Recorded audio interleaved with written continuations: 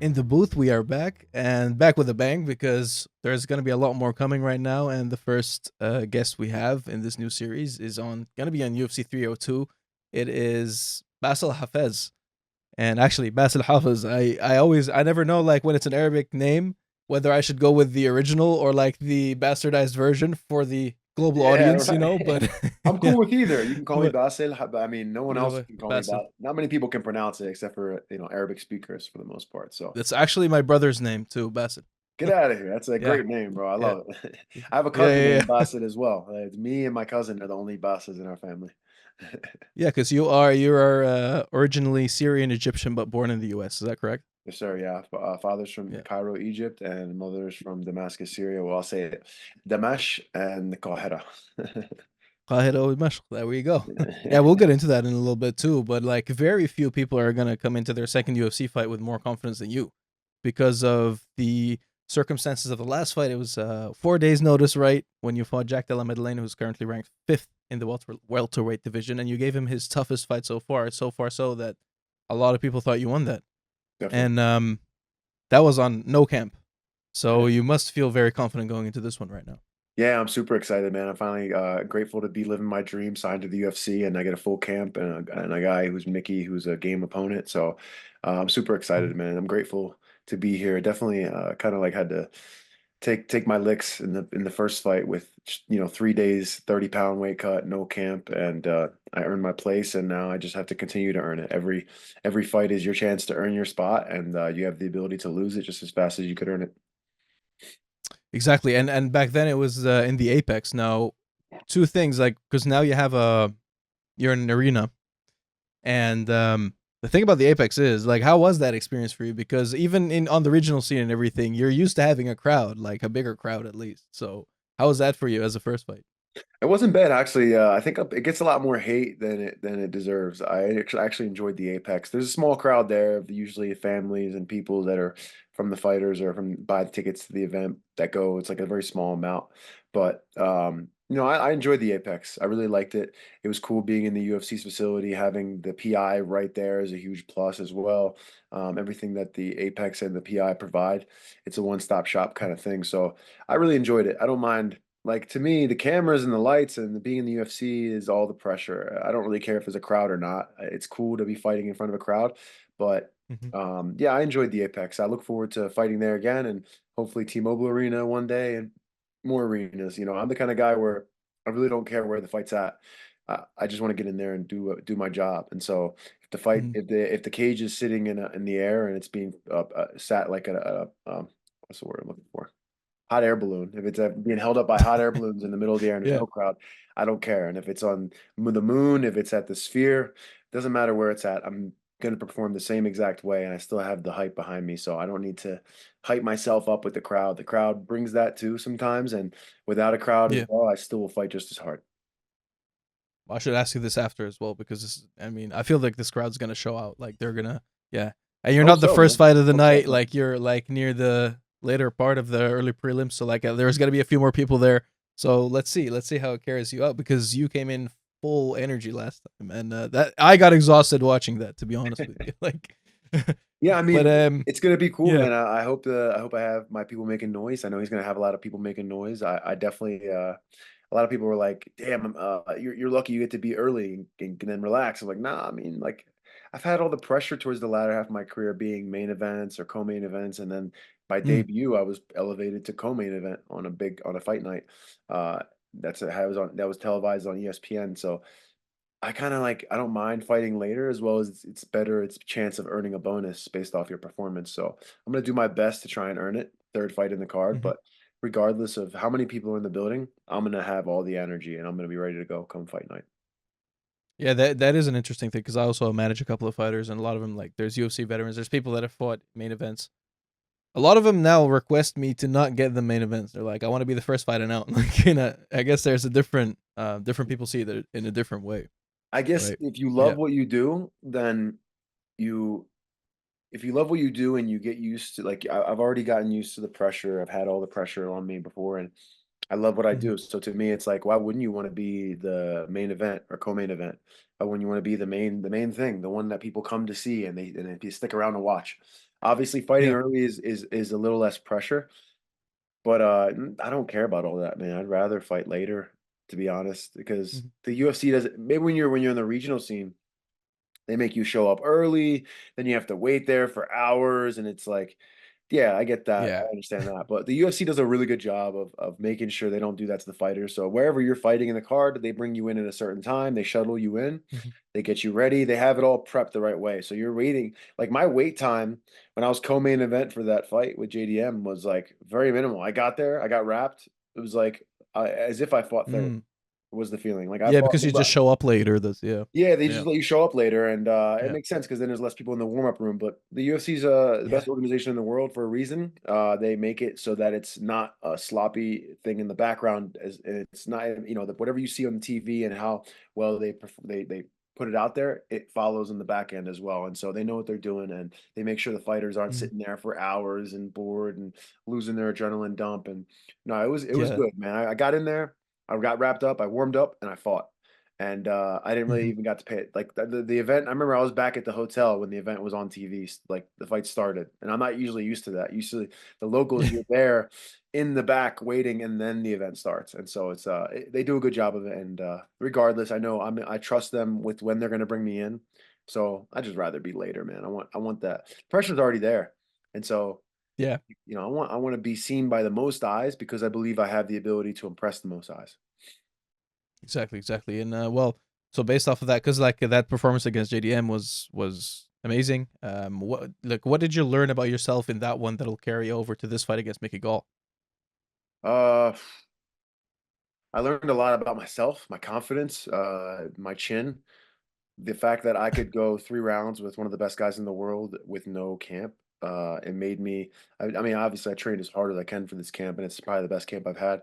But it brings a lot of confidence in me to be able to say, like, just throw caution to the wind and go in there and fight your heart out because at the end of the day, you've been most tired, you've been exhausted, you've been in there and taken some punches from one of the best knockout artists in my division. It's like there's a lot of feathers Mhm. in my cap to add from that first fight. So it's a confidence booster, and it's also takes the pressure away. Maybe your first debut fight, you're not co-main event against the top ranked guy, and there's not as much interviews and pressure. And then to face all that from the jump, and I feel like I did a great job with all that. It's just a feather in my Yeah. cap, and it boosts my confidence to continue doing what I'm doing, and to know that I can do it at any point, at the lowest level, at the highest level. My goal is to stay at the highest level and continue to work that way up. Yeah. Especially when you see how he finished Gilbert as well after like Yeah, yeah. recently. I Yeah. mean, even And Kevin Holland, yeah. like I think people say it was like Kevin Holland fight was close, but I think it was kind of like decisive that he won. He landed a lot higher strike accuracy. Yeah. He stuffed takedowns, and then obviously what happened with Gilbert's a huge confidence booster because Gilbert did the same approach I did, and in the end of the third round, when he was exhausted, he got knocked out. And now, whether it's from a knee or a punch, I mean, he hit me really clean. I don't know if you guys saw that third round.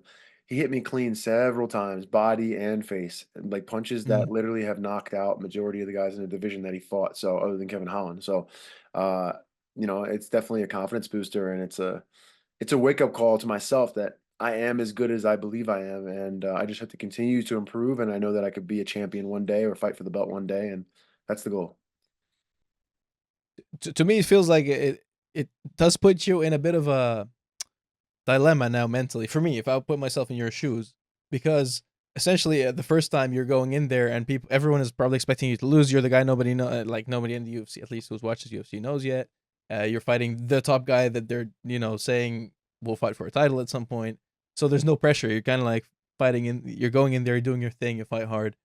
Nobody like you exceed expectations, right? Now people because you've exceeded expectations are gonna expect you to win this one. So does that put any extra pressure? Does that change anything mentally?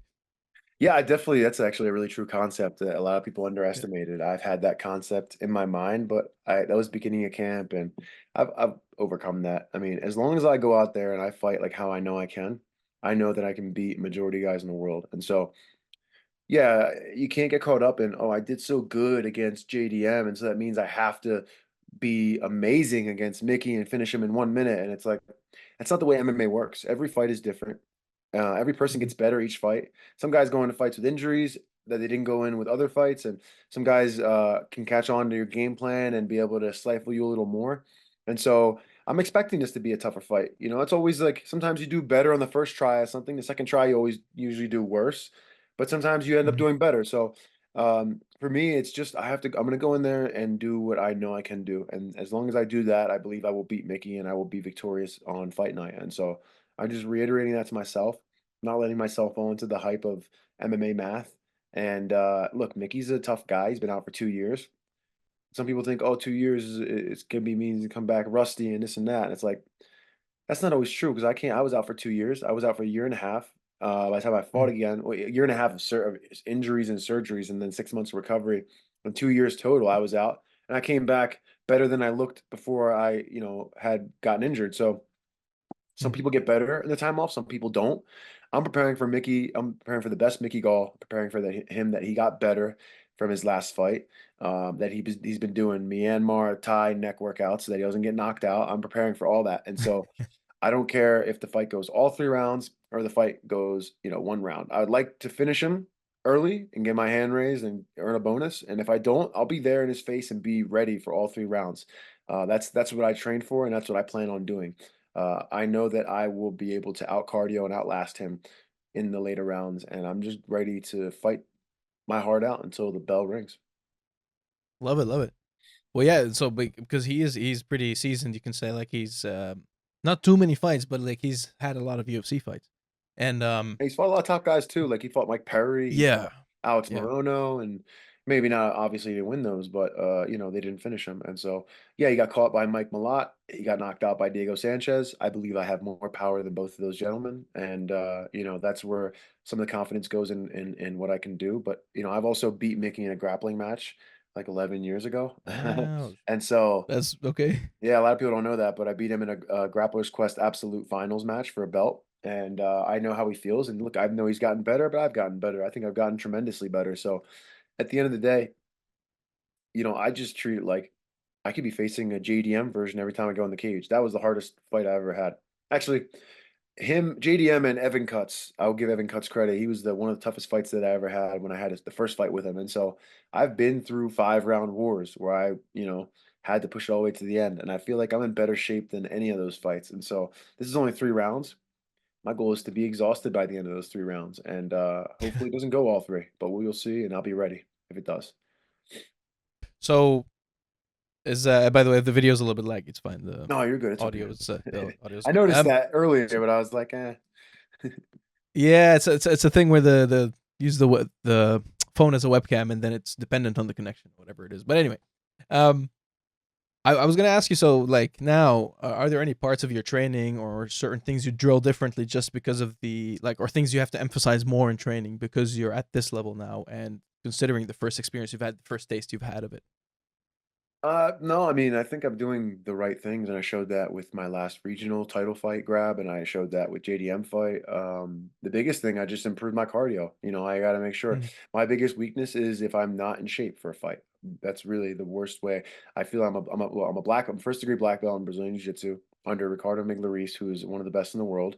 I've been wrestling for a long time. I can wrestle with some of the best. My striking has gotten better and it's only getting better, and I have knockout power in my hands. And so just really being able to show all those, and that takes being in good shape. And so for me, I've worked as hard as I can with Kenny Wynn over at Barwis Performance Center here in Englewood, Colorado. And they are a top-notch facility. Really, it's been night and day in my cardio from when I made the switch there from where I was before. And so um, I'm so ready, man. These guys have made me miserable in every training session to the point where I get anxiety going to strength conditioning more than I get going to sparring. And that anxiety comes from I'm going to be exhausted, just gasping for air. And I Mhm. have to do those things to make sure that on fight night, everything I can do and I want to do is able to be done. And so, the most vulnerable you're going to see me was that JDM fight. I will never be that vulnerable again. Yeah, sometimes I think about the Colorado guys. Whenever I see Colorado guy is gonna fight, like that would scare me. Like the cardio, it's like you better finish him quick because he's gonna keep coming for like three, maybe 5 rounds. Like, Yeah, the um, has elevation that made a helps. difference? Actually, yeah, the elevation must help. It definitely helps. Whenever I go back to, I think in the first 6 months I didn't notice it as much, but now that I've been here for 3 years, yeah, when I go back down to sea level, like the JDM fight, I was not in, like I was not in camp. I was literally just doing Yeah. whatever I can. I had a motorcycle accident I was recovering from. I had fractured my wrist from that and had road rash, and so I wasn't even close to what I am now in terms of being in shape and weight wise. And so to come down to sea level and go all 3 rounds without quitting or giving up or like my body breaking, man, I feel so confident with a full camp to go down to sea level like I normally do, and it's easier to breathe. It's easier to push yourself. You have so much more Mhm. lung capacity being up here. And as well as I'm doing the hyperbaric chamber, I'm doing a lot of things like that. Working the mental side of it too. I've been working with Axon out here. They're really good, neuro doctor. And I've just been trying to improve in all areas. Like I got the Tom Brady mentality. I want to be able to Mhm. put as much as I can into my body and my recovery and my like every aspect of my game so that I can perform the best. I mean, yeah, obviously, you don't get to keep as much when you do that money wise, but for me, what matters most is the legacy that I could put out and then I could leave when I'm done MMA. Then I can go back and say I gave it my all and I Mhm. checked all the boxes. I did A, B, and C and D to make sure that I put the best version of myself out there. And the last part of it is the mental part. I'm just gonna make sure that I go out there and I fight my heart out. That is amazing, and you're gonna fight your heart out for um, a different audience, a different fan base as well, because I'm sure a lot of this Middle Eastern fan base is gonna be looking and seeing your name and recognizing, hey, this is one of us.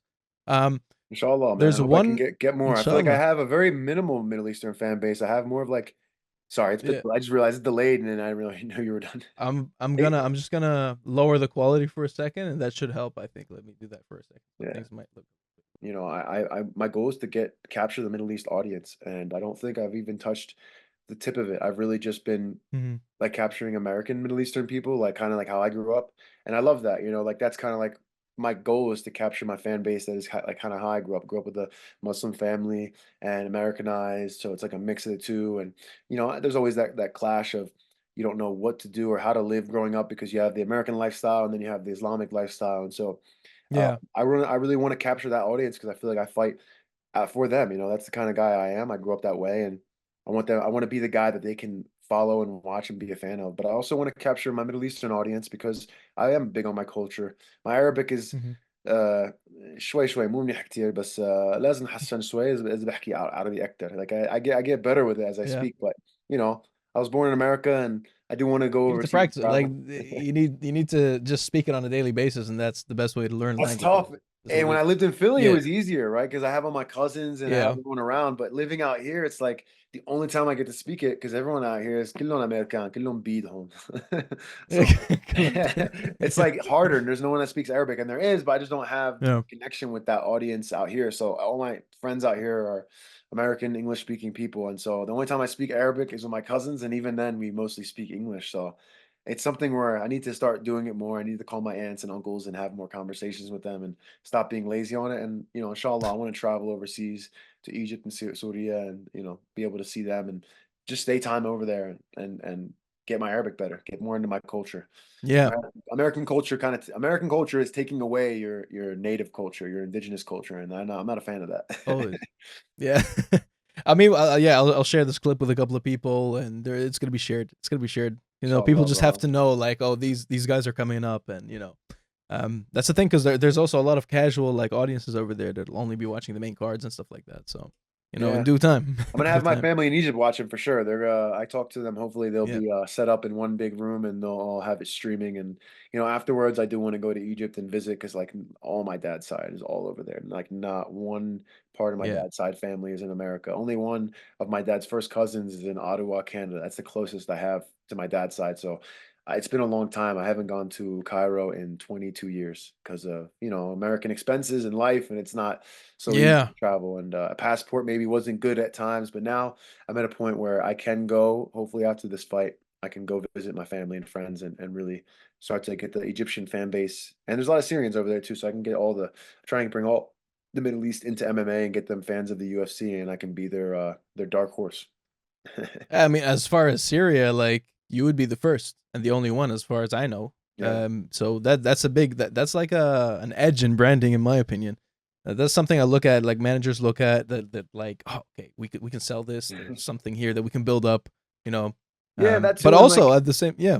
that Go too, ahead. and like I Yeah. feel like I want to help them understand that like I know that our blood is strong, you know, like our blood is thick and strong, and Yeah. we are some of the toughest people in the world, and it's like we just don't have martial arts big in the Middle East because in Islamic culture and martial arts is just big in general, and maybe like karate or judo is, but not like Brazilian jiu-jitsu and Yeah. Muay Thai and boxing and wrestling. Wrestling actually is, but other than that, like the more violent MMA, mixed martial arts sport, martial arts that you would use for fighting, Mhm. they're not really big in the Middle East, and so I want to try and bring more Middle Eastern fighters out there, man. I want to be, you know, obviously I'm the second Egyptian UFC fighter, first Syrian fighter, but I hope that by the time I'm retired, there are many, many more fighting in the UFC, and we can trailblaze for the Yeah. rest of the people coming forward. Yeah, it's funny, man, because like, so I'm half Dutch, but I grew up in Jordan. My father is Jordanian Palestinian, and So, uh, salam. It's I start like taekwondo was big. It still is. Like we've won a gold medal recently as well in taekwondo and stuff. So there's all these like you said, like this. What do you call them? Not full contact. Full contact. karate, I think Yeah. more the karate style, Yeah. karate and Karate's. judo Yeah. or wrestling is big. Jiu-jitsu only came when I was in high school.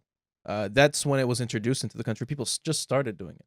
So now these people are coming up because it's like years and like these kids are now training MMA. They're training jiu-jitsu. They're like there's actual MMA gyms now coming up, Yeah. and that's why we're coming now. I think that's what. Yeah. 100%. I mean, I didn't start till I was 18. My parents weren't fans. They weren't violent. They weren't fans of violence and they weren't violent people. So like they wouldn't Mhm. like I was a Yeah. fan of coming up, I was a fan of WWF and they were like, that's too violent. And it's like, that's fake. Yeah. And so Yeah. like I didn't really know about MMA and the UFC until when I remember I was 14 years old or 15 years old and I was at a friend's house and they had the Spike TV on and it was Roger Huerta versus Clay Guida. And that was the first fight that I ever saw. And I was like, yo, what is this? How have I never seen this? Like fight in a cage, and it's like crazy. And I mean, if you've seen that fight, Roger Huerta versus Clay Guida, it was a war. It was crazy. And it's like if that's your first fight to watch, you're like, this is nuts. Yeah. So, you know, Yeah. I didn't learn about it until I was older, and I didn't start training until I was 18, and I had the ability to kind of go on my own and make my own choices and my own career path. And so I just think it's something that I think jujitsu should be taught to all ages once you're old enough, Yeah. you know, all ages, women and, you know, girls and boys, women and men. I think it's a great confidence booster. It's a great teacher of discipline and it teaches you the Mhm. value of hard work and being able to achieve things because in jiu-jitsu you have to work towards each belt level and the way you get gratified is by reaching that belt level showing like carrying your belt wearing it showing hey I am this level means I've graduated to this knowledge level and I'm skilled that skill level as well so it's like it's something that teaches a lot of good values and good things that I think just it would vibe well with our culture and the way our people are I really believe. Yeah, and I don't think a lot of people realize how what it takes to level up every time. Like every Yeah, single it's not like level belt, karate and like not like there's other like it's taekwondo, other years karates, I would say. sometimes. Yeah, It's so different years because per it's like level. Like yeah. like as in karate. Sorry, I'm like keep cutting you off. The in karate, it's No, go like ahead. you can get a black belt as a kid. You can't get a black belt in a kid in jiu-jitsu. You know, that's the No, real. yeah, I think that's a real thing. Is like you're not developed fully when you're a kid. You know, it's something it's a that people. problem. Yeah, it's something that's underestimated. That the value of what jiu-jitsu brings. It's just not. I mean, to me, like I also leveled up pretty fast in taekwondo, and I was like, this. Like when I think back now, I'm like, this probably would have given you false confidence, especially when you're in that type of a sport as well. That is not a complete martial art. Not just you, too. The So yeah, parents. It gives the parents false confidence that their kids are actually yeah, learning and getting better. It's like these karate dojos are mostly just businesses now. They're just businesses on getting belts up and how long you're there and how much money they can get out of you. And it's like, I don't want to be that man. I mean, look, my goal is to teach yeah. and be an instructor one day. Hopefully by the time I retire, I'll either be, you know, third degree or fourth degree Brazilian Jiu-Jitsu black belt. And I my goal is to create world champions. And so one day I'll be instructor as well. Probably not in the United States, maybe somewhere on a beach in the Middle East. And you know, give back to my people or give back to some people that don't know a lot about it, teach them self-defense, you know, proper deep self-defense and help them become better people with it because it changed my life. It's made me a better person, and the only reason I am who I am today is because of my coaches, because I came up under good coaches, and because of my cousins. Rami, he introduced me to Brazilian Mhm. Jiu-Jitsu at the time and changed my life. So I'm super grateful for it. Yeah, we've come a long way. Like I could show you this like picture. Like I remember like last time I was back home, like about I don't know how many months ago. There's this gym that I used to check as a kid. Like it was like close to the gym I was training taekwondo at, and they had like taekwondo. They were teaching kickboxing, so it says those things on the sign above the side. One of the things when MMA started becoming bigger, it says street fight, and it's still. I went back now, and it still says street fight. Street So fight. like this is what a lot of people know it as, and that's the whole misconception again. Like, but Oh they're man. actually using it as an advertising. Like, I haven't even gotten in one street fight since I started training. The reason, actually, this is yeah, so the reason I got into martial arts was I was always getting in trouble and I was always getting in street fights. And yeah, I did pretty well because I had yeah, power in my hands. I was a bit heavier, so I had a little power behind it. And I got in one bad street fight where the kid had some bad damages, and I couldn't afford a private attorney. In America, if you don't have a private attorney, you're basically guilty. yeah. And so I ended up having to go to court, and it was right after my mom had passed from breast cancer. Allah yarhamah. My father was dealing with all that, and I saw what it did to him having to take his son to court, especially after he had just lost his wife, and like getting in more and more debt. Mhm, And it's like I was going through a bad time when I was getting in street fights, and I was a different person. And then my cousins were training, and they said, "Man, you should stop doing this street fighting and get your life together, and you should come train jiu-jitsu and learn MMA, and you could be a fighter one day. You could be a UFC fighter possibly." And I kind of was like, I thought it was just smoke. I thought it was all smoke and mirrors. I didn't really believe it. And yeah. thank God they introduced me. Thank God they brought me in there, and I came in and I learned, and I never looked back. And it's been the best thing that ever happened to me. And I haven't gotten in one street fight since that day, since I was 18. It's been 22 years. I had one. No, actually, what am I saying? 22 years, 14 years. I'm thinking mixing up time. 14. 14 years since I stepped in the gym. And yeah, I look back and it's the best decision I ever made because I was on a different path then. And I wouldn't have the growth Mm, I have now and be the man I am today that my mom can look down on and be proud of if it wasn't for martial arts, because I was that kind of kid that wasn't learning the hard way. I wasn't learning through all the things that, you get in trouble, and things happen like this. And I only had like mm, one altercation. It wasn't even a street fight because I didn't throw a punch, but some guy attacked me with a monkey wrench, and I was able to take him down and disable him. And the police came, and I was able to basically hold him there and handle it that way. And it's like I wouldn't have been able to do that. Old me would have been like, "No, I got to swing back," and then self-defense. maybe he got hurt, and then I would have to go to court, and then it's See like red.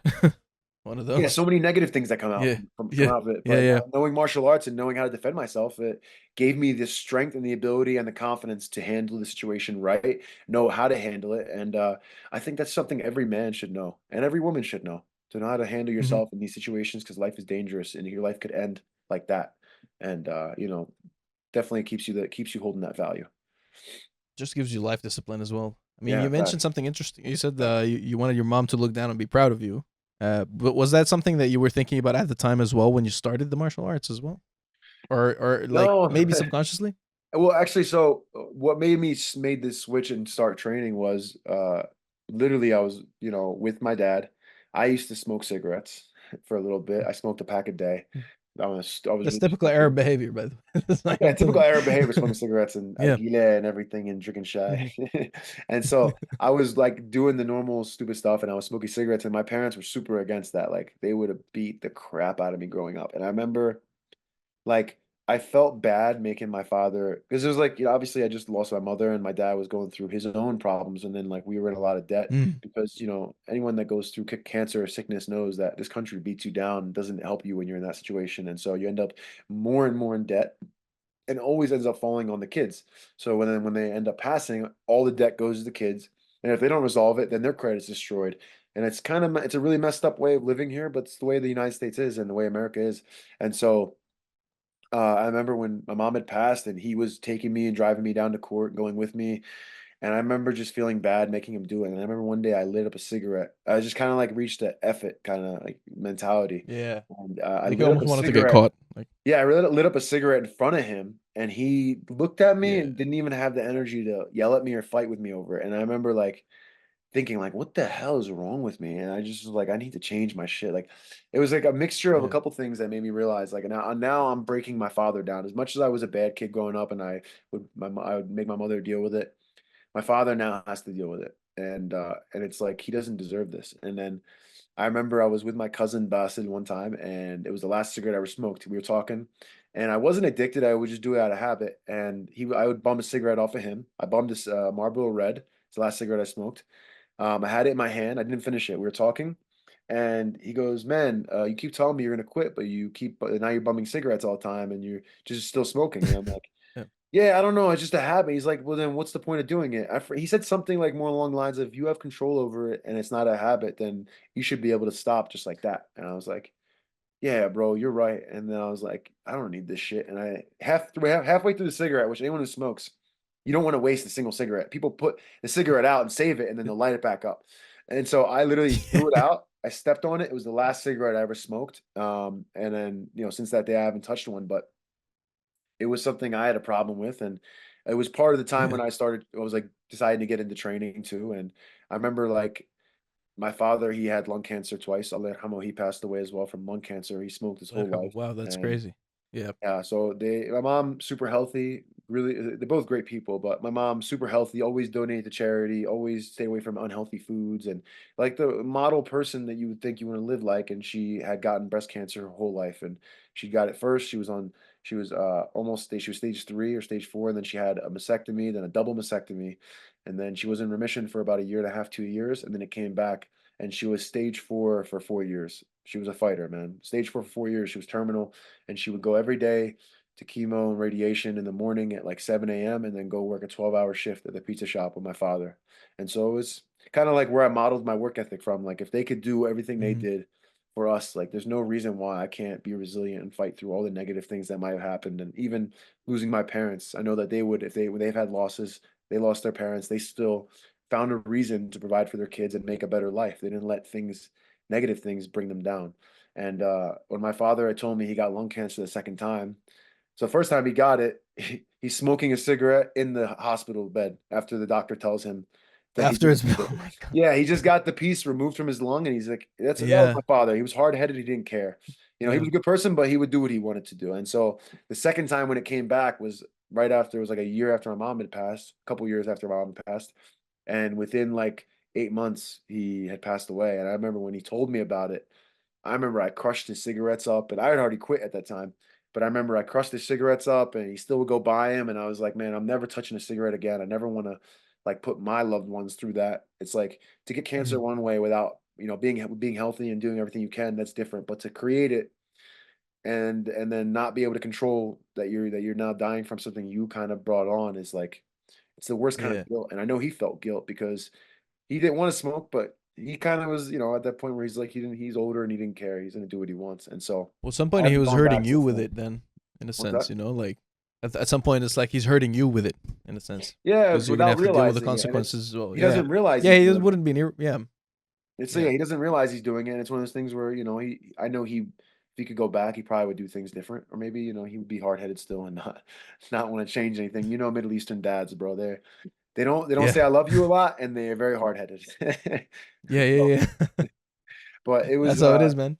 yeah, it was something that was a learning experience for sure. And in the beginning when I got Yeah. involved, I didn't have the purpose of like I want to do this in their honor. It was more like I need to clean my life up and not be a failure. So a portion of it was I don't want to be like I know my parents always thought I would be great, but then I think towards the end they thought I'd be a failure because I was doing that kind of things. I was failing I never, did well in school. I almost barely graduated Mhm. by the skin of my teeth. I was arrested, getting in trouble, drinking and hanging out with my friends, doing stupid things.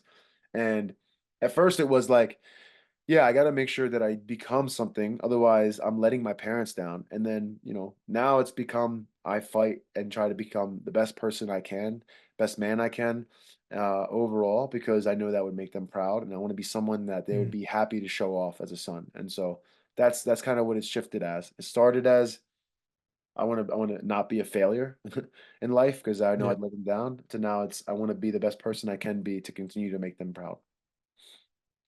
That's very interesting. And you kind of have the tattoos to sort of honor both. I think you have two of them, right? Yeah, I have my mom Yeah. right here and then my Do dad, my lung.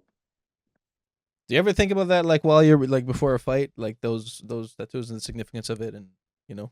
I think about my parents every day, man. I do. That's why I have this. I Yeah. wear this pink wristband. It's my mom's breast cancer wristband. Has her name. It has her dates all underneath, and it has the fight breast cancer on it. And then, I think of my mom and dad almost every day. I mean, it's hard not to. They Yeah. were a big part of my life, and even though I lost them young, I was a really big family kid, and I think about them a lot. Definitely, a lot of the things I do when it's hard, I think about, how hard they had it, and that life could be harder. And so, yeah, I think about them every day, and I always try and do something in their honor, or try and fight in their honor. And one thing I do is I do breast cancer events in honor of my mother. I did my first, so I've been raising money for families going through breast cancer for the past 10 years, since, well, actually longer than that, since I was amateur. So actually almost my whole career I've been like selling t-shirts or doing different things to raise money. And then what I do is, because I don't believe in the big organizations, because I feel like the money trickles down. It doesn't actually go to help the Yeah, families that are sick or in need. And there's different reasons. Maybe big pharma has the cure, or maybe they don't. I don't know. But that's another. uh, Yeah, that's a whole my discussion as well. yeah, my goal is I basically raise as much money as I can through different various donations and selling t-shirts and different things I do. And then I will donate directly to a family going through breast cancer. So I'll try and find a family that has someone in the family that's stage 4 or very high, risk that's very sick, and they're having money problems, they're not doing well, and just donate directly to them to be able to help them with, if it may not be a lot, but it's going to help them with the stress of bills for 1 month or a couple months, or be able to put food on Yeah, their kid's anything plate. helps, really. Anything, You know. man. It's like, what's the Yeah. best way you can help somebody who's dying? To be able, obviously, I'm not a doctor, and it's tough for me to, obviously, I'm not a Mhm. scientist, but the most real way I can help them is to take some stress off their mind, so they can spend the last bit of their time that I have on this earth with their family, with their kids. Okay. And Yeah. not because a lot of people, when they get stressed, then they don't even act like themselves. I know so many people that they get stressed, and it's like they yell, they get angry, and it's like, and Yeah. the kids don't know what's going on. When you're young, you don't get to see, like, it's really like it's a unique situation. And so for me, like, to give back and to help them take some stress off their mind, to bring a positive light, even if it's just a positivity that they see, like, man, someone is trying to help me, makes them be more positive, and the people in their life is a huge benefit. Mhm. And so I've basically done it over and over again. The first actual, like, I want to create like a foundation with it, ideally. And so the first large event that I did, where I actually raised the most money I ever raised. I think I raised about $4,000, and then I donate, and then also a guy that I That's started beautiful. working with, he matched my donation. And Tim from Sense of Security, he has a company where he has a wait list of families where they need money for bills, for utilities, for whatever it may be, rent even. And he has a wait list where he's able to donate a portion to each family, and they can use that money as an allotment for living expenses and different things. And Wow. one of the yeah, so I had him do a portion towards that, and then I wanted to still do what I believed in, why I started it: directly donate with no middleman the money to a family that is in need, so they can do what they want with the money. If they need to help, they want to celebrate Christmas that year, they want to be able to take money and spend it on the utilities, pay off the credit card debt, pay off their whatever it is, to take the stress off them. And the I named it, after my mother, Bara Hafez Breast Cancer Awareness Event. And I did my first large one at Barwis, Colorado, about 6 months ago. And I got to meet the family that I helped with the larger donation about a couple months ago. And it's a reminder of why I do it. It was a mother who's Yeah. stage 4 breast cancer. And she's married, and she has 3 kids, 3 little kids that are so young. I guarantee they obviously have no idea what their mother's really going through, because I didn't really know even until I was about 16 or 17 what my mother was going through. And these kids are like under 10 years Yeah. old. And so it was a reminder of why I do it. And it's something I'm going to continue to do. So it's going to be an annual thing. And inshallah, I'll be able to continue doing it and raise more money. And eventually, it won't be a struggle to raise money. It'll be easier to raise money, and we can help more families than just one. Love it. That's a huge initiative. I'm Yeah. gonna So I add just talked a the lot links there to talking those. about Let's. it. Yeah. No, that's all good. Like we can put that out separately as well, and we should add the links to that foundation. Yeah, man, To 100%. this We video can, as well. Like what, yeah. so there's not really, I don't have a donation link. I haven't even gotten that good with it. I just made a Just the bunch of, organization, the website, right? I made Or it. No, I yeah. didn't even make a website for it, bro. Wallah, I need to, but I just Oh. basically made wristbands. And Mhm. I sell the wristbands. I was selling them for $5 a wristband. So the money was 100%. I basically bought the wristbands, and then, whatever the donation amount fully would go towards the Yeah. final number. And then what I did was I was able to, like, get UFC friends that are UFC fighters out here, and different athletes in different sports, like signed equipment, signed gloves, and I did an auction, and that's how I was able to raise a good portion of the money. And then also the sponsors, which I'll mention at the end, the guys who support me as a fighter, they as well supported the breast cancer event and donated as well. So it was a mixture of both that were able to raise the money, and that's how I just did it that way. I really need to make it a like a website That's where people super can awesome. actually, if they want Yeah. to donate, they can, and I can make it a year round. I just haven't gotten around to it, and it's just me. It's really just me doing it. Like I have friends that help me with Barwis, or before I had different people in Philadelphia that helped me do it. But Hmm. at the end of the day, it's just me coordinating the whole thing. And it's tough to. I don't know how to do the create the website and the donation link, and I need to do that. So I need to get on it for sure. If we can get people who see this or hear this who know how to make websites, who want to like offer their services, like please, Yeah, please reach if you're out. Yeah. watching this, if you want to help me out and you know how to create a website and create a donation link, I would love to be able to do it because I plan on doing this annual event yearly, and I want to make it larger and larger and keep raising money. And I want to do one this summer. So whatever, anyone who knows how to create a link for this, let me know, help me out, and your time would be greatly appreciated because it will go through a good cause and it will all be donated directly towards families that are going through breast cancer. No middleman, no one taking a cut or a percentage. I make sure of that. You know where it's going. Yeah. It's that covered also the last question. I was gonna ask what's your big goal outside of MMA, and especially one that you think might like be aided by your MMA career. And essentially, I think this could be aided by your MMA career as far as platform, the money you'll be making. Yeah.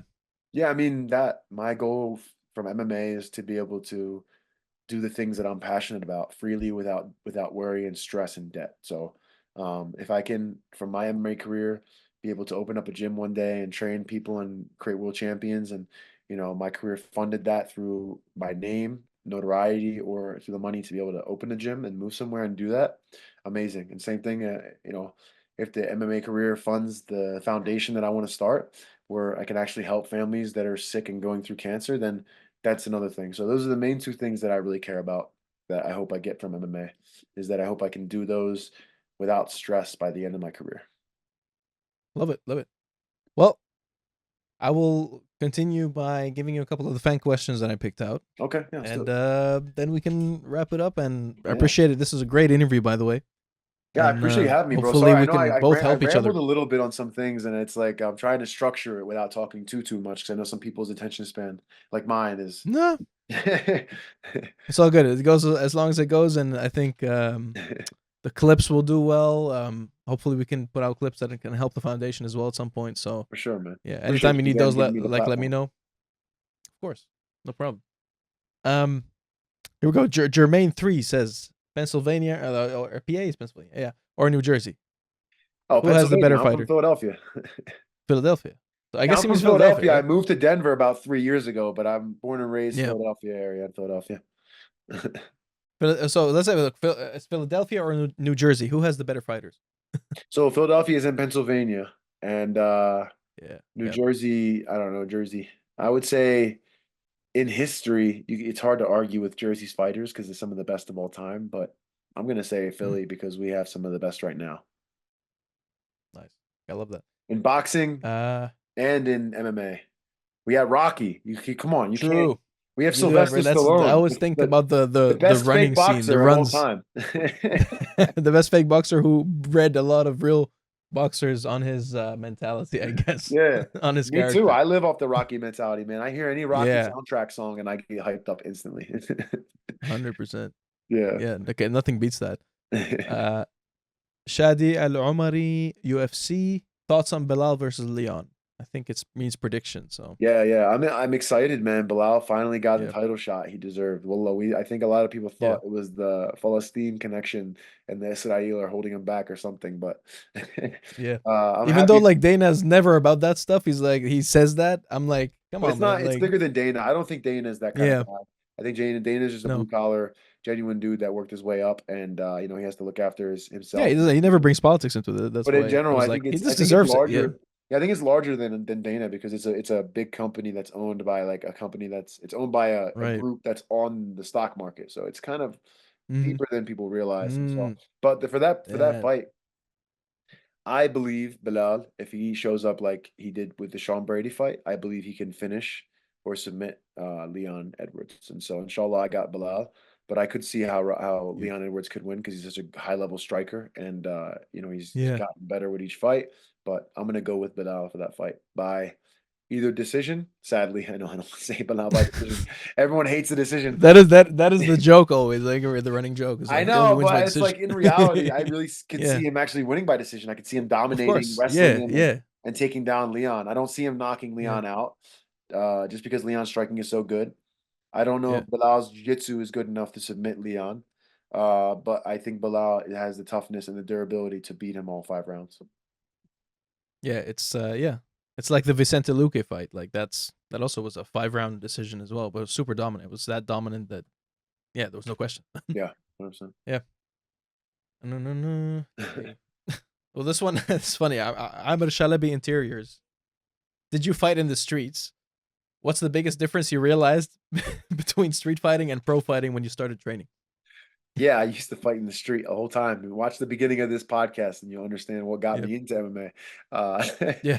Uh, I would say, obviously, the biggest difference is that people in the street gas out very quickly, and the fights are very low technique. And it's different when you're fighting in MMA because you're fighting someone who is not scared to get punched in the face and can be able to go for a long time. And if you make a mistake where you're just swinging, they're gonna just wait, move their head, and dip and knock you out. And so people don't understand the difference between a trained fighter and a street fighter. And there's always those guys that I see red or they Yeah. don't know. And the thing is, actually, I'm not gonna lie, I was just thinking about this because something came up about it, and I got to bring it up now. Is that how many people just believe they can fight? It's just the average person believes that they can Oh fight yeah. so well, and the average person says, "Oh, I could do that," and it's like, man, there's a reason why we're in the 1% of the world, and it's like a majority of people do Mhm. not have the will and this mental strength to not just get in there and fight, do it over and over again, schedule the fight. It's a planned date, train, kill yourself in training. The amount of training we do, the dieting we do, is so many things that go into mixed martial arts that people don't realize that there's a reason why a majority of people, 99% of the population, cannot do it. So I would say for anyone that thinks that it's the same, step in the gym, train with some fighters, and then take a fight, and then do the fight with a camp. And then now you have to do that 20 times, 30 times throughout your life to be an average fighter. You made me think about something when you said like the whole nutrition thing and like the other aspects about the training that people don't realize are a huge factor, like the weight cutting. I think we should bring someone into the to see what goes on before weigh-ins and just the day before the fight, what people look like. Man. Imagine looking and feeling like that 24 hours before a fight against Not another even trained 24 killer. hours, depending on how bad your weight Less, cut yeah, is. true. Like, Yeah. I have this debate all the time with my brother. I love him to death. I love him so much, but he does not know anything about the sport. He's a fan more of. He's not like a fan. He's a fan because of me. He doesn't really watch it that much, but Yeah. uh, he thinks the weight cut is a joke. He's like, "Oh, let's have a catch this day." I'm like, "Or let's go. You can eat some. You can eat this, right?" I'm like, "Dude, Yeah. I told him I was like, you need to just do Can't it." have salt. Yeah, I was like, I can't have salt. I have to drink 2 Like, gallons of water today. Like what? I can't have all I'm eating today is one egg and a little bit of this, and then every 2 hours. It's like I want. It's one of those things where you don't know until you go through it. And yeah. I always tell them like, man, I want you to do a weight cut just so you can understand what I'm going through, and then you can understand how hard this is. And then there's that battle of, is this even worth it? And if you love it enough and it means that much to you, then it's worth it. But a lot of people, a Yeah. majority of people above the 99%, because majority of fighters decide it's not worth it. So, and they're in the 1%. Hmm. So it's like more than 99%. More than 99.5% of the population would not want to do it. These people can't That's even right. stop themselves from eating cheeseburgers, let alone do the weight cut, do it consistently for months, have the self control, then do the water cut, then do the sodium cut, then weigh in. Yeah, and then you have to fight the next day. Jesus, like when I see people have like 30 fights or 40 pro fights, yeah, and that's sometimes what I think about. It's like they've been through this thing 40 times.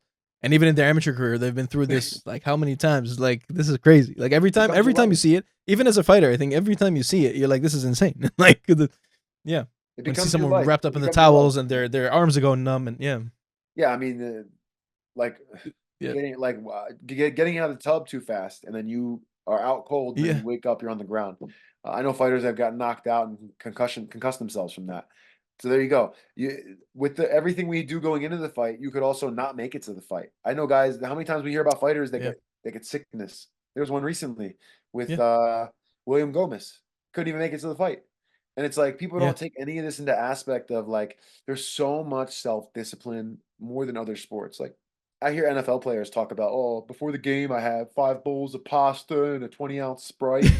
I'm like, that must be nice. And Get you're out of making here. millions. I'm like, Yeah. we are killing ourselves physically, mentally, uh, everything, and then we're also not making millions of dollars. Some people are, but not me. Yeah. Yeah. It's they don't realize that it goes That's into it. the sad reality of it. Yeah. Sad Yeah. reality is a lot of our career, and this is the truth, is sacrifice for the status of success and one day to be able to say you did something that you worked your butt off. But there's really not as much other than the legendary aspect and whatever you believe your prophecy is, there's really not much Mhm. of a benefit outside of that because you get punched in the face for a living, you destroy your body with weight cuts, and you don't get to go to family get-togethers. I missed weddings, I missed best friends' weddings, where maybe it affected the relationship. I've missed so many things and sacrificed so many things throughout my 14 years that so many other people go, oh, why? You just go do it. And it's like, yeah, you go do it because you don't care about being great. When you want to be great, you have to sacrifice Yeah. these things, whether you like them or not, whether you love it or not. Like going overseas to see my family in Egypt. I haven't gone 22 years because most times I can go, I can't afford to go. Or most times I can afford to go, I got a fight coming up or, Mhm. different reasons. And it's like, Yeah. there's so much sacrifice goes in. That's all I can say. It's just like, oh, why don't you fight? Like you could fight up at middleweight as well, and then you're fighting these light heavyweights that are draining themselves and like, Yeah, I would love to fight at middleweight, but like then I want all yeah, these middleweights to fight at their natural weight class because it's like they don't see the size, they don't know the exactly. So size difference. It's not every middleweight is going to be my size. Most middleweights are fighting coming yeah, down from. Alex Pereira fought at middleweight. We are nowhere near the yeah, same size. it's insane. He walks around He's gonna 200 something, like huge. It's like, yeah, obviously I'm confident in myself, but when it comes to punches and strikes, there's a reason why there's weight classes. Not yeah, the guy who's a yeah, weight class below you or above you is punches feel different and hit the body different. I'm usually I think I'm good for my weight class in terms of like I'm pretty average in terms of size, and it's like getting hit by someone my weight class versus two weight classes above is a different thing. It's a lot different. 100%. Yeah. Yeah. Hey, two more questions. Mhm. Terrence Nolan 3232. After sharing the cage with JDM, what did you feel like his weaknesses were? Where can he be beat? Uh, so he can be beat in the wrestling, as well as I would say top control. Not as much the ground and pound. His submission defense has gotten better. I don't think it's good. I don't think it's great. It's gotten better. It's good. But his weakness becomes in the wrestling transitions and the being able to be held down. I don't think he's that good at getting up. I mean, I did what I did to him without that good of a camp. I mean, look, I know Gilbert Burns almost beat him doing the same thing. Um, I think if Gilbert did a couple things different, he would have left that fight with a win. Mhm. But even if he didn't shoot at the very end there, if he just said, okay, I accepted the way the result of the fight is, and he didn't shoot sloppy with his head right in the middle to get kneed, he would have won that fight. Um, and I think those are the weaknesses, but we're in a sport of MMA where no one's really gonna give you the fight anymore just off of taking somebody down. So I think JDM's style is Yeah. very good, and he's got really good strength in his striking and his ability to take a punch. I hit him clean with a couple good power shots, and all it did was make him reset his feet, and he's right back there. And so his only weaknesses I think are his wrestling, which I don't know why all the Aussies have bad wrestling. You see the Steven Erceg fight, I, man. I don't know what's going on. These guys need to get some more wrestling. Need to get some world champions out there. bro, it's that one was very frustrating to see that last shot as well because he believed, like, you can see that he believed that his wrestling would win him that round, and it would have won him that round, but it got just Even the end of the fight, he the didn't wrestle to the end. You see his that's the one that takedown. I mean. Like that, he would have won that if he didn't go for that takedown. I would say takedown defense. That's their biggest weakness. Takedown defense. Yeah, yeah, yeah.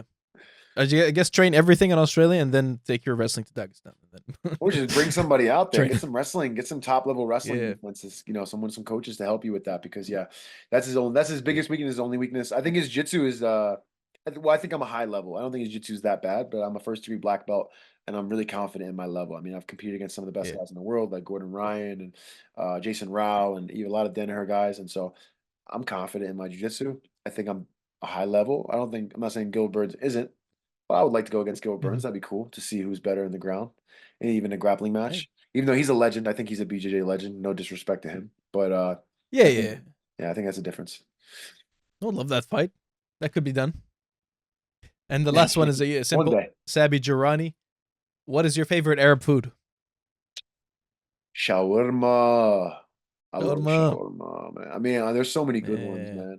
There's so many good ones, but shawarma's my. I love shawarma. I could eat shawarma in all different ways, and I like Syrian style Yeah. shawarma. I don't like the Masri shawarma. I've gotten it, and I It, was like, it just seems like there's less effort in the Masri shawarma. They don't because they're not a huge fan of it. They like more like the fool and the falafel and like kushari. Kushari is really good.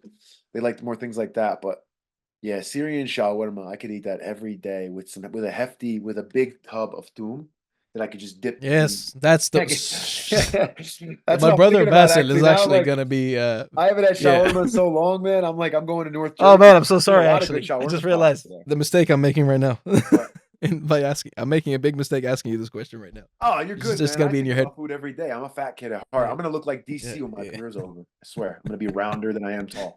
But I would be happy for you if that happens. inshallah, I get some good shawarma in North Jersey. I know I they was gonna got some tell you, good my ones. brother always says like, what my brother does. So we go back to Jordan. By the way, there's a place called Shawarma Asaj there. If you're ever in Jordan, this is gonna be the best that you've ever tasted. I mean, I You'll think kill it's it. all amazing overseas. I have never been to Jordan, Yeah. so maybe one day when I visit, Nope. I will ask you for sure.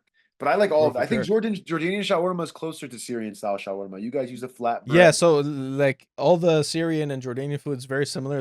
We're neighbors, and yeah, that's Palestine you kaman. get a lot of Palestine the shawarma is like Palestine. similar.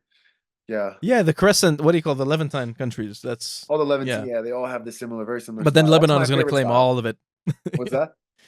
But Lebanon is gonna claim all of the food. Oh To yeah, be of fair, course. like The they do a lot of Lebanese the think good ones, but Lebanese think they're the yeah, ones that created everything. They think they're the OGs of yeah. everything. But I love the Lebanese. I'm not gonna hate on Lebanese. Yes, much love. But But no, yeah. my brother was saying like we sometimes what he does, he's so hardcore that he goes. They'll get shawarma from this place and the fries from that place and the tom from another place. Oh, I do They'll that be too. like, we go to I do three. that with all food. Yes. Yeah. I do that with American food, bro. I think it's an Arab thing. Yeah. I'll literally go and like, all right, today's cheat meal day. I'm gonna get Raising Cane's chicken fingers. I'm gonna get pizza from Mhm. this blue pants spot out here. I'm gonna get this from here. It's like Yeah. we value our food, bro. Middle Eastern, we value our food. There's a Exactly. reason why it tastes so good, and we can most of us can cook pretty well. That's why I got some Popeyes chicken last time. I was with my cousin, who's the Jordanian cousin. He lives in Canada. I was Yeah. there for a while, and I'm like, he's like, let's get Popeyes. I'm like, the only way I'll get Popeyes if I make tom with it, because they don't do the tom there. In Jordan, No, you get man. Popeyes, you get tom. Nowhere in America they do Yeah. tune, bro. They don't know they don't know No, nothing because you know why garlic is spicy for people. But like that's tune right. is Yeah. I love, bro. I could literally, I'm not gonna lie, my dinner could be. I'm a huge fan of halalder. In Arabic, we have. I don't know if you guys have halalder, like the breakfast where Um, it's like. So I don't know what you guys call it in. maybe it's a different name. Yeah. Yeah, it's a different name. You guys have it. Every Middle Eastern country has it. It's the breakfast style where it's like zeytu zatar and ubaid, ma basturma, Yeah. all the little things, and you just go a little bit here, a Tagmis. little bit there. Like tagmis. Yeah, Yeah. you get a little bit of this, a little bit of that, a little bit of this. Yeah. It's like you just keep picking. You get some olives, you eat that. You get a little jam, get the cheese. I Mhm. love hawadar is one of my favorite things to eat, and Yeah. it's very similar to like how I like to eat as an adult. Like if I could choose, I'd be like, I want to get this from here and that from there, and like all the little things and mix them all together. And But yeah, yeah, hawadar is my favorite that's style of the food, only way to go. and shawarma is my number one food. I could eat shawarma with my hair on fire, and I could do. We just I can literally do just pita bread and a side of toom even. If you just gave me like, yo, you're like, yeah. we're starving and we're stuck in the desert, and you're like, yo, I found a tub of toom and a pita bread. I'd say, dude, I'm in heaven. Give me that. Just give me just That's a, that. yeah. You can have all the other stuff. Like whatever. I'll take that. Dude, that's people don't realize Yeah. how good just that is. It's like peanut butter and jelly No. for Americans. And hopefully we can show some people. But Yeah, we respect our taste buds. That's what it is. our taste You buds gotta are respect your unmatched. taste buds. Unmatched. Our Yeah, taste buds are unmatched. unmatched.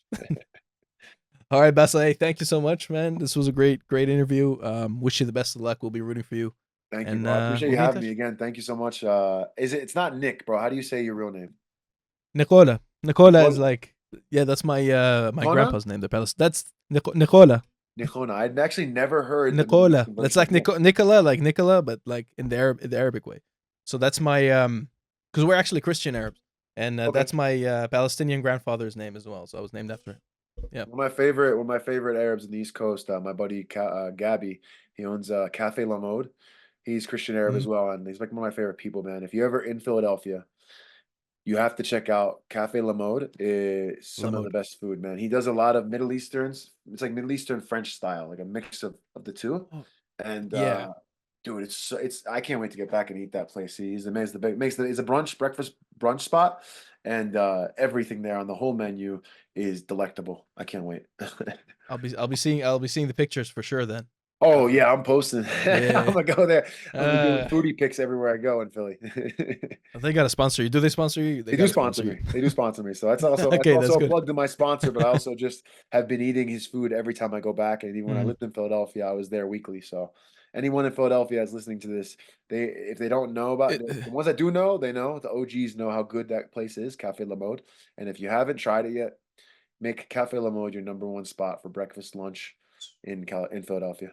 And say hi to Gabby. this Tell is him I so sent you. funny.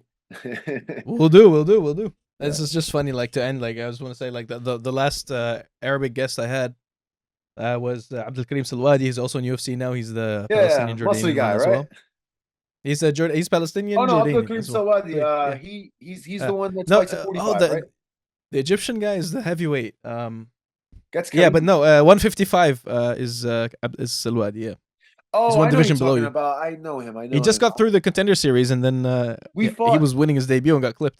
We both fought my last regional promotion. I was the main event, and he was the co-main event. We both won that night. Really? We got a picture Is with our it? belts. He lives in Texas. Yeah, he's from Texas. Yeah, he trains with Yeah, yeah, yeah. Fortis. He trains So with yeah, Fortis MMA, and he was the co-main event. I was the main event, and we both got a picture with our belts afterwards. And all of his sweet. fans, because it was Love it. again, a Middle Eastern guy. They all stayed around because they're like Bassil Hafez, like this dude's Arabi. Like they all Yeah. stayed around and they all supported me, like they supported him, and it ended up being like all those guys cheering for me instead of the hometown guy who I fought a hometown guy from Dallas, Fort Worth in that area. So it was pretty cool. Yeah, I love the Arab blood, man. It runs thick, and we all support each other. And it needs to be more of that. It needs to be a lot more of that for For sure. sure. Yeah, we ended up talking like food as well, like for a very long time at I this love it. podcast. So yeah, Yeah, I don't blame you, man. MMA fighters, got we have a what is it, like a mental disorder with food because we end up always eating like a person with an eating disorder after our fights, and we gain so much weight. I've gotten better at it as my career's gone on because I have to, but yeah. man, yeah, no, it's all of us. We all like just get all the fat foods and then I'm from Philly, so he's missing out. Texas actually has good food, but we got the best Texas is pizza great and the food. best cheesesteaks and the best desserts, all that in Philadelphia.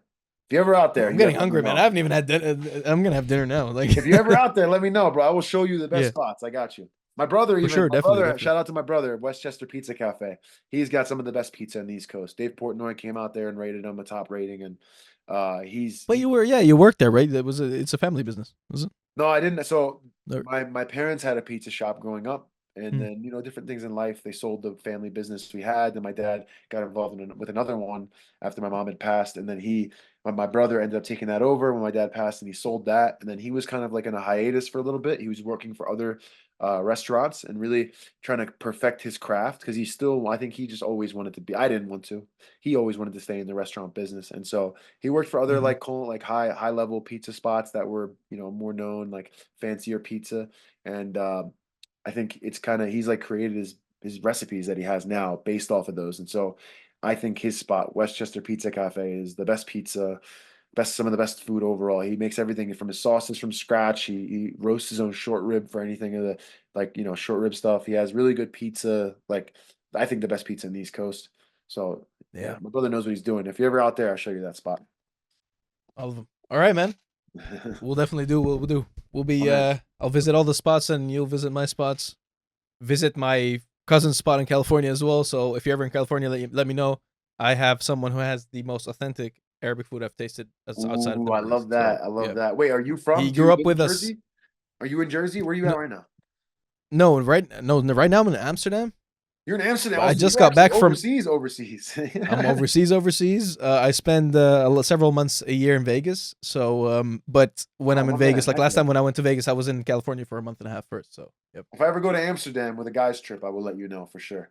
And if you ever come to 100%. America, I think I plan on Yeah, going next time I go overseas. I'll let you know too. But if you ever come to America, let me know. I'll tell you wherever in Vegas and Philly, Jersey, anywhere. definitely. I'll tell you the best spots. I know some pretty good spots all over. Perfect. Well, if you know Arabic spots in Vegas, I was never able to find them in the last I three don't know months. any So, Arabic spots in Vegas. I'll tell you this, the Arabic spots are hard to find because a lot of people that can't cook just open up a Middle Eastern spot, or a lot of Israel open Oh, up a Middle Eastern spot, and it's like yeah, that's the one. very hard to find a Yeah. good Middle Eastern spot. I mean, like for me, I grew up, like you grew up household cooking, and the Mhm. really good stuff, and not like it's so hard. It's so much different than other cultures because like most restaurants don't do it as good as you got it at home, right? And so it's hard to find a Yeah. good one. In Philly, though, I have some good spots.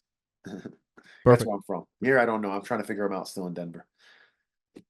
Well, if anyone sees this in Denver, recommend some spots. Yeah, come on. We need some food Yeah. recommendations. That's all we care about. Anyone watching this, everything else is great, but give us food recommendations if our Food areas. rec. We love to eat. Exactly. Hey, My man. man. Thanks so much. Nico, thank you, bro. And Appreciate you, Habib. wish you the best. Talk to you soon, bro. Hey. Bye-bye.